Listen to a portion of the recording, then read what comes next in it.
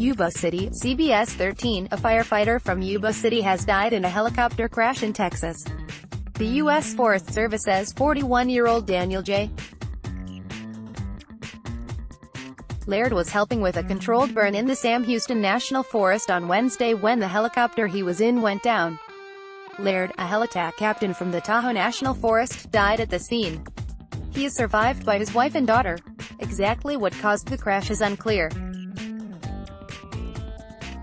Both the FAA and NTSB are investigating the crash. Comments.